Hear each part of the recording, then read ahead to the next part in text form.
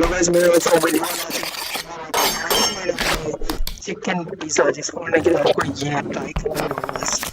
अच्छे से काट लेगा, सैंडविच हो गया, ये देखो बटर ऊपर से चिकन कट